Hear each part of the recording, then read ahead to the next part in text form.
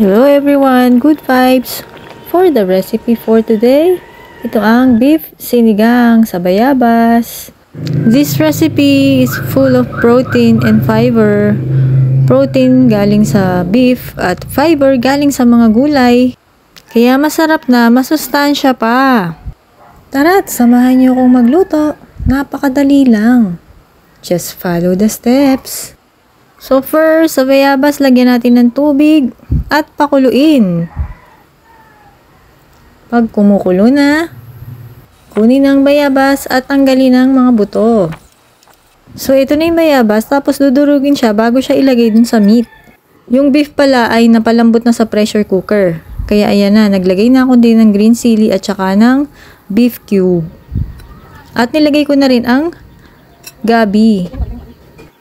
Then, kinover at pinakuluan at nilagyan or dinagdagan ko ng tubig. Tapos, nilagay ko na rin yung sitaw at pinakuluan ulit.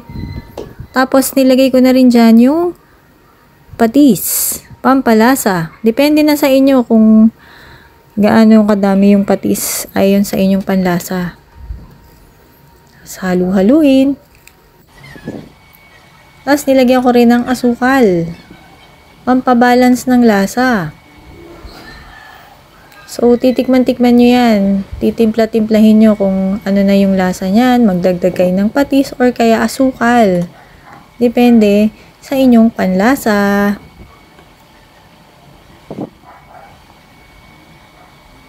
Yan, tinitikman-tikman ko lang at binabalance yung lasa. And then, naglagay na rin ako dyan ng okra.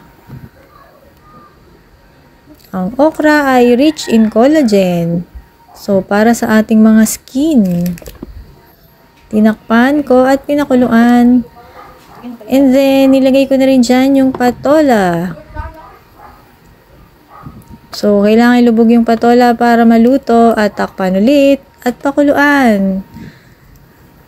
Ang last is kangkong.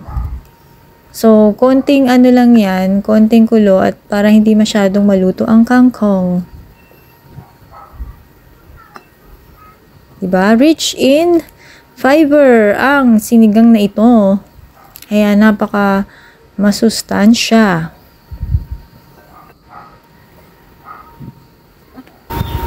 Eat veggies a day could keep the doctor away. So yan, kumukulo na. Ready na ang sinigang sa bayabas na beef. Napakasarap. I-try nyo na to guys.